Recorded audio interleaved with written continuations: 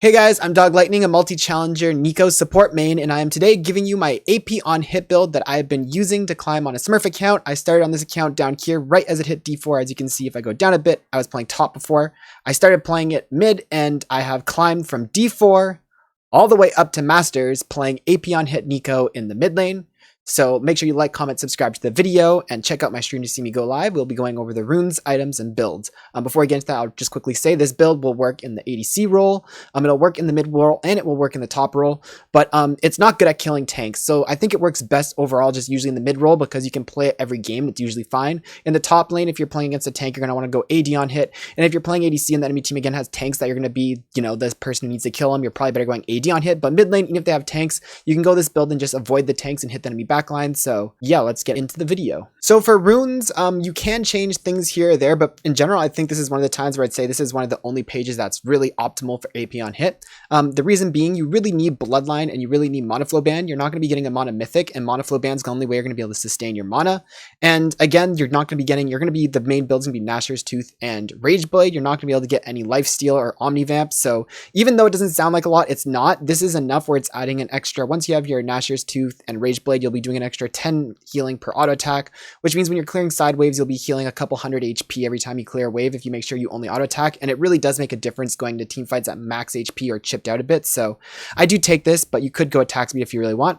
For lethal tempo versus press the attack is just better because you're really wanting to be able to get advantages in your lane. And press the attack where you go for an auto, you stealth at the enemy, auto, you proc it, you get a good trade in. Lethal tempo will scale better, but I've tested the damage numbers and its scaling isn't even that much better. Yeah, so press the attack. Also, another thing about AP on hit is you're going to root and you can like auto, and then once you proc PTA, you can throw your Q to do 8% more damage. So that's something. For this page right here, you're going to be either running Doran's Blade or Doran's Ring. You can run Doran's Blade if you're facing melee mid laners or top bruisers because you're not going to need the mana from your Doran's Ring to sustain you in lane. So if I'm going Doran's Blade, I'll usually go Presence of Mind. And the reason why I like Doran's Blade, by the way, is because it gives 2.5% Omnivamp, which heals off of your spells and your empowered Ws. So if you combo Doran's Blade with Bloodline, you're actually going to be getting a bit of sustain in your build. But if you're facing a ranged mid laner, I definitely think you need to go Dark Seal because you're not going to be able to auto attack them as much, and you're going to be running using your mana more to clear waves rather than auto attacks. And usually with that, I'll combo Triumph because you don't really need Presence of Mind. If you're going Dark Seal, it'll be enough to sustain you. And then for the last tier, all these are viable. Ku is just usually generally good. If the enemy team has like bruisers or tanks you think you're going to be hitting, you can go Cut Down. And Last Stand's pretty good versus Assassins. As for the right side of the tree, again, I think Mana Flow Band is mandatory because of your mana needs in this build, but you can, down here, Gathering Storm, you can swap this for Scorch if you want to play for your lane a bit more, but I don't really care. We're playing AP on hit, we're playing a scaling build, so let's play for the scale is what I say. And then down here, you can change these based on matchup. Armor can be really good versus like some AD Assassins or anyone you're going to be auto-attacking and making the wave hit you. Magic Resist versus Mages, very good because this build has no way to get Magic Resist and you don't get much Magic Resist per level. And if, you don't need either of these for your lane, you can always go HP per level. Okay, so ability order. So the idea of AP on hit, what I always like is the idea is you want to be playing NEEKO like a burst mage, but you want to still have the on hit damage to come after. So usually with AD on hit, you'll be doing W max into E max because you're getting all your empowered autos out and you're rooting to hold them off you while you hit them. This build is not the same. It's about hitting them with big burst, and whatever HP is left over, you want to hit them with empowered autos after. So that being said, first I max my Q, then I max my W, then I max my E last. We're leaving our E at rank 1. All we need is our root into ulti combo or follow up CC with other people. What we really want to do is we want the burst from Q so we can hit a squishy and just annihilate them, and then our W max after to finish them off. So level 1, you can take W or Q depending on the lane. To be honest, most lanes, even versus mages, I take W. The benefit of taking W is you can use it to just constantly push the wave level 1. Look for any empowered auto trades you can get if you can, maybe an all-in and find like PTA. But for the most part, you're just pushing the wave level 1 with W, and you're hitting level 2 with max mana. A lot of times, the enemy mid laner is like, how are you not running on mana? Well, it's because I hit level 2 with no mana spent, meaning that once I hit level 2, I can put a point in my Q, and now I can start spamming my Q on cooldown without worrying about really running out of mana because I banked so much level 1. And then level 3, obviously, I max. get my point in my E.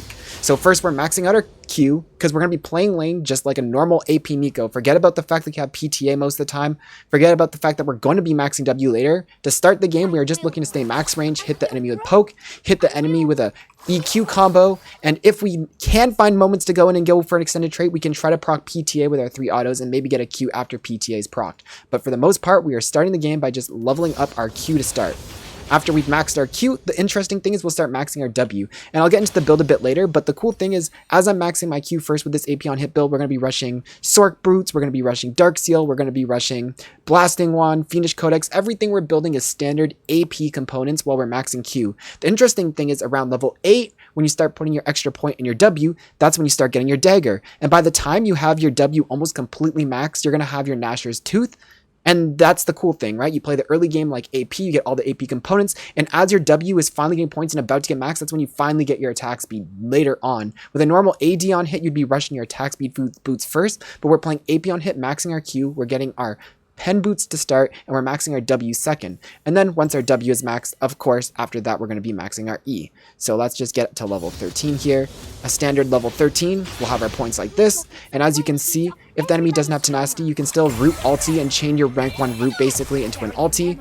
And we're going to be using that as our main CC combo, but we're going to be mostly having all of our points in our Q and our W so that we can go for our burst and sustain. So to start, we're going to be looking between Doran's Ring and Doran's Blade. Basically, the difference is are you going to have to be using your abilities a lot to clear waves, or are you going to be able to auto-attack the waves down? AKA, are you facing a range or a melee? The idea will be if I'm facing like a melee mid laner, I'll usually take my Doran's Blade because the Omni Vamp is really, really OP.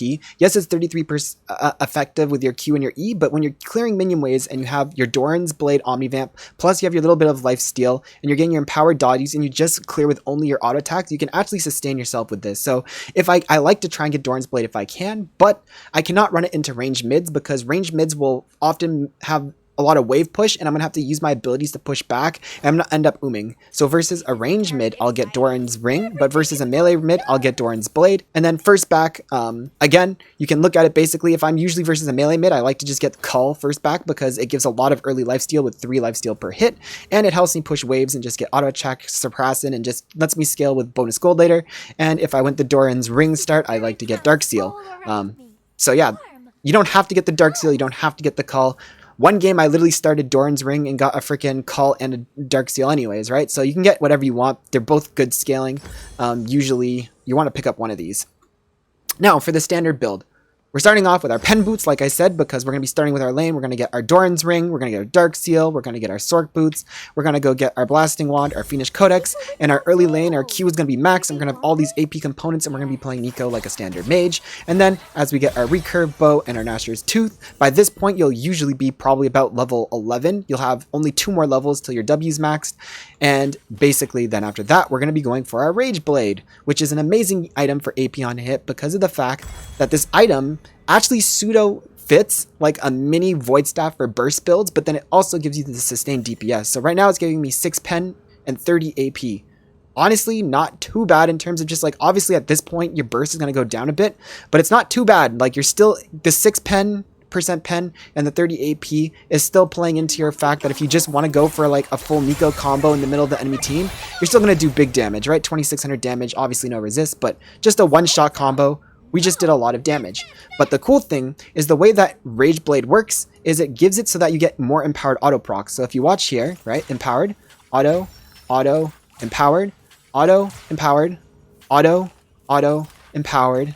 There's a hidden empowered that actually goes off auto, empowered, auto, empowered, auto, empowered, auto, and there's an hidden empowered. You see I got the move speed. There's actually an empowered auto that goes off that doesn't have the visual of the beam, but you're getting an empowered auto, you're getting the move speed and the damage. So that's why this item is really cool, because it's giving you more empowered W's off. And because we're going AP on hit, our W's are doing a lot of damage, which means to squishier targets especially, you're going to be doing a lot of damage with just auto attacks alone. So after your first 2 core, which is this is your first 2 core, my usual standard build will be Deathcap, Zanya's, Void Staff, Cosmic Drive, where I sell my boots for Cosmic Drive. And the reason why we are doing that, if you want to see real quick, oh, it's because I'm out of space.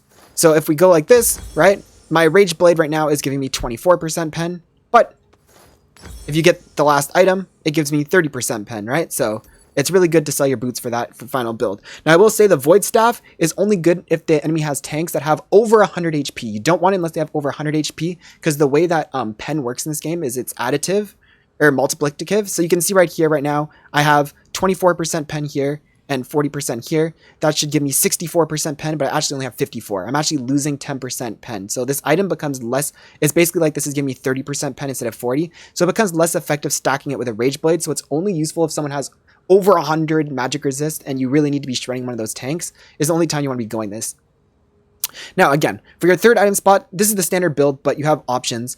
You can, before death cap, if the enemy team has no tanks or nothing tanky and you're just got a lot of assassins and stuff, you can go Zanya second. Another really good option instead of the death cap is you can sub in Horizon Focus or Shadow Flame for cheaper items that also give HP and make you a bit tankier. Their damage and DPS scaling is almost the same. Defensive, you can get Banshees if you need it. If you need anti-heal, you can get Morellos, although hopefully someone else gets it, because this build is about doing maximum DPS, and this is a, you know, it's a utility item, not necessarily what you want to get. And another option, by the way, is if you do have, I would recommend it only with Zanyas. So say you get your 2-item spike and you have 10 stacks on Dark Seal. If you can upgrade Dark Seal to Magi's and get a stopwatch on the same back, it's very, very good. Because Magi's is giving you, again, 12%, 6%, right? So for only the cost of 1250 gold, upgrading this for 1250 gold, you're getting 6% magic pen, right? And you're getting all the stacks potentially, and you get a stopwatch to protect it. So Magi's can be a very, very good option in this build because of the fact that Rage Blade just has basically the best mythic bonus in the game, and you're getting huge value from it. So finally, there are some bait items. So by the way, if you're like wondering what the, like, by the time you get this amount of like build, right, you can attack pretty quick. You get the Rage Blade stacked and you're like attacking pretty fast. It's pretty nice. So it's like you're just going to be zapping. And again, the cool thing about this build, right? So say we're just on like a standard 4-item spike, is because your Rage Blade is giving you more empowered autos. My empowered autos right now are doing 450 damage in empowered auto, right? Which is a lot of damage, right? Like my Q without the bounces is doing 500. So like my empowered autos are doing almost as much as my Q, and you're getting extra procs because you're Rage Blade. So really, really good scaling thing. You can go AD NEEKO, by the way, but this guide is just about AP on hit, which is what brings us into the bait items. So the only non-bait AD item I would say is Rage Blade, but you really, or not Rage Blade, Bork, you really, really, really do not want to get this item. I've basically never built this item, but if the enemy team has all these frontline tanks and you need to kill them, this is the only item that will actually let you kill tanks, like a Scion, Ornn, right? Even like an Udyr or something. So if you really have to kill like a frontline tank, you can sub this in, but the reason why I don't like to get any AD items, which is why you see these as bait, is because this build is about doing one-shots, right? Again, you're not playing to walk up and start auto-attacking the enemy. You're waiting to go and find maybe a flank and like flash hit an ulti and then finish them off with your empowered autos that are hitting for like a truck, right? Like that's the point of the build. As soon as you start building these other AD items, your burst it just feels like it gets killed. Like literally, I've had games where I'm like this and there's like a really fed AP and people are like, why don't you just get Wit's End? And it's just like, it really, really kills your burst. Like going like now all of a sudden, like going for your EQ combo like this, it's like the amount of damage you're doing with the Wit's End is so much less damage than had I just like bought a death cap, where it's like I did 1169 damage and now I'm doing, let's see, right? I'm doing 1500. So I'm like doing like almost 400 damage more, which to a target with 2k HP doing 400 damage more is a lot, right? So I don't like it. It makes you feel like you're just going AD. It's like if you're going to have this build, you might as well be maxing your W and your E and leave your Q at rank 1. Because once you do this commitment of getting like a non-AP item, it feels like your EQ combo no longer one-shot squishies. Your ulti full, you go for your flash ulti. The whole point of AP on hit is you can still go for the flash ulti one-shots and kill everyone. If you go this and you go for a flash ulti, no one's going to die, and you're going to die, and it's going to feel really bad. So these items are all bait, in my opinion. Do not get them. They are not good. I forgot to add Kraken Slayer. Kraken Slayer is down here too. If you're going to be going these, you might as well be just going W into Emax. It's just straight up. There's really, like, even with Bork, I feel the same way, but I put Bork up here because it's really the only option to deal with tanks. So yeah, I mean, this is going on quite a long time. So if you have any questions, leave them in the comments. So before we end this video off, sorry it's going so long, we're going to do some quick gameplay tips. You can check out my other YouTube videos. I've done a few AP on hit YouTube videos so far, so you can watch those if you want to see me play this build. But the biggest tip I would give you about this build is you really want to split push, which is why I like to take TP. You will actually just annihilate towers with this build. So what I like to do is I like to off vision from the enemy, sneak into a minion wave as a melee minion most of the time, And what I do is I like to push, and then the enemy won't realize I'm coming on the side wave. And a lot of time, if an enemy comes, you can open on them with an ulti in one shot. And if they don't come, you get to sneak up to the tower, at which point this build shreds towers. Watch. If they leave you on the side lane with towers, you will just murder them. So what happens is I like to just do this all game, is just split push with NEEKO, turn into a minion, hide into the minion wave. If anyone shows up, hit them with the ulti. If no one shows up, you just take the tower. And because they can't see you in the minion wave, it's more likely that you're going to be able to sneak up in towers and just take them really quick. So then what I'm looking to do is while I'm pushing, if someone does meet up with me, I usually have my team getting, for instance, deep wards. So say they got one here, and the enemy team is like pushed up to, here, right? So say I'm split pushing, and usually by this point, most people can't 1v1 me. They send 2 people for me or something.